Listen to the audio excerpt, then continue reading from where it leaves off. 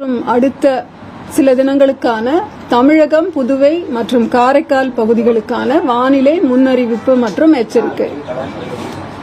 கடந்த 24 மணி நேரத்திற்கான வானிலை தொகுப்புல மழை அளவுன்னு பாத்தீங்கன்னா, கடந்த 24 மணி நேரத்திலே தமிழகத்தில் அநேக இடங்களில் மழை பெய்துள்ளது.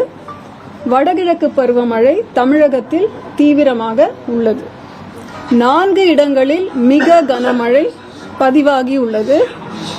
கோத்தகிரி, நீலகிரி மாவட்டத்தில் 14 சென்டிமீட்டர், அருப்புக்கோட்டை, கோவிலங்குளம், விருதுநகர் மாவட்டத்தில், மக்கினம்பட்டி, கோவை மாவட்டத்தில் இந்த இடங்களும் தலா 14 சென்டிமீட்டர் மழை பதிவாகி இருக்கின்றன.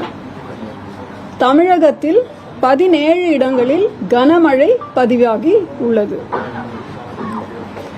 இந்த வரைபடத்தில் இப்போது வளிமண்டலத்தில் இருக்கின்ற சுழற்சியை குறித்தும் செயற்கைக்கோள் மூலம் நமக்கு கிடைக்கும் மேக கூட்டங்களின் அமைப்பையும் நீங்க இப்ப பாக்குறீங்க.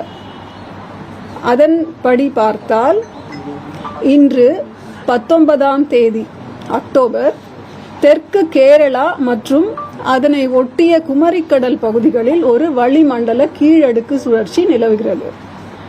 அரபிக்கடல்ல நேற்று 18ஆம் தேதி அக்டோபர் தென்கிழக்கு அரபிக்கடல் மற்றும் லட்சத்தீவு பகுதிகளில் கேரள, கர்நாடக கடலோர பகுதிகளுக்கு அப்பால் நிலவிய ஆழ்ந்த காற்றழுத்த தாழ்வு பகுதி, அதாவது well marked low pressure area, இன்று 19ஆம் தேதி அக்டோபர் காலை 8:30 மணி அளவில் அதே பகுதிகளில் நிலவுகிறது.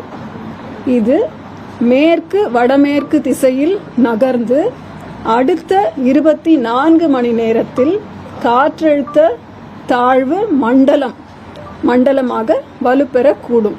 காற்றழுத்த தாழ்வு மண்டலம்ன்றது டிப்ரெஷன்.